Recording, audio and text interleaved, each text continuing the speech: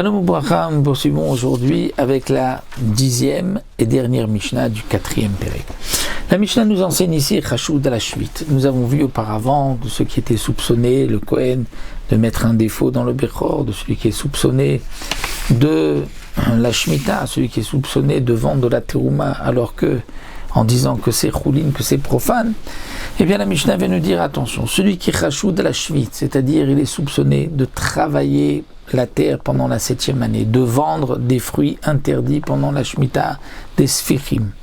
Lui est soupçonné pendant la Shemitah, mais Eno Chashud à la Maasrot. C'est pas parce qu'il est soupçonné sur une chose sur la Shemitah qu'il est soupçonné sur autre chose sur les Maasrot. C'est-à-dire sur la récolte, les prélèvements que l'on doit faire les autres années de cette série de 7 ans.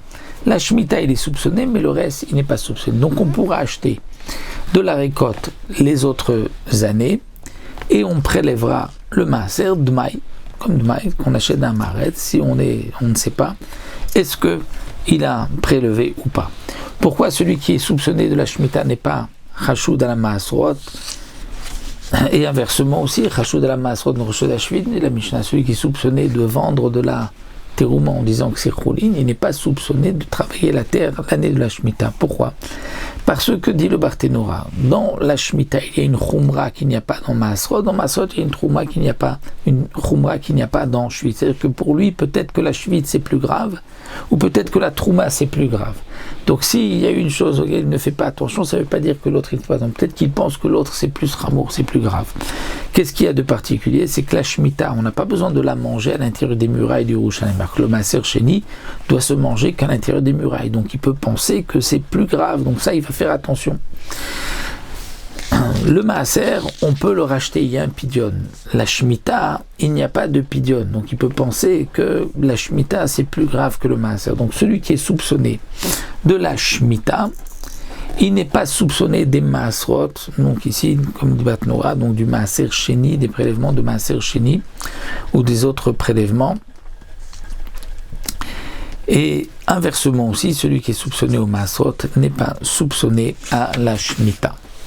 Et Chashud alze ve'alze Chashud al Tarot. Mais celui qui est soupçonné et de la Shemitah et des Maasrot, il sera soupçonné des Tarot, c'est-à-dire de tout ce qui est pureté et impureté.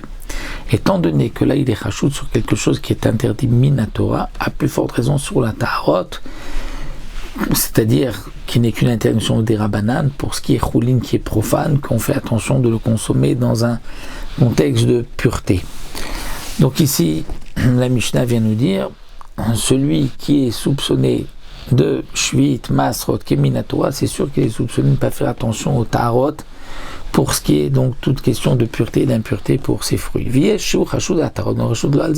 il peut y avoir quelqu'un qui est soupçonné des Tarot parce que, dit le Barthénora, ce sont des Tarot qui ne sont que Midirabanan, pour ce qui est Choulin, pour ce qui est profane, qui n'est pas Terouma, qui n'est pas Kodesh.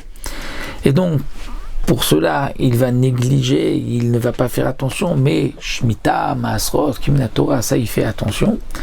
Et donc quelqu'un qui est Chashud sur ce qui est Midirabanan n'est pas obligatoirement soupçonné de transgresser quelque chose Minatora. Donc Yeshu Chashud al Tov, no Chashud al Zevalze, mais il n'est pas soupçonné ni sur la Shemitah ni sur les Maasrot, Zeaklal. Voici la règle, Kol Chashud al Davar lo dano velo meito. Tout ce qui est soupçonné de quelque chose ne pourra pas ni juger cette chose, ni témoigner en faveur de cette chose. C'est-à-dire que si pour lui, il ne fait pas attention, donc il est évident qu'il ne pourra pas ni juger, ni témoigner. Et le Zeaklal vient donc compléter tout ce que nous avons vu dans cette Masechet, conclure, disons, dans ce pérec-là.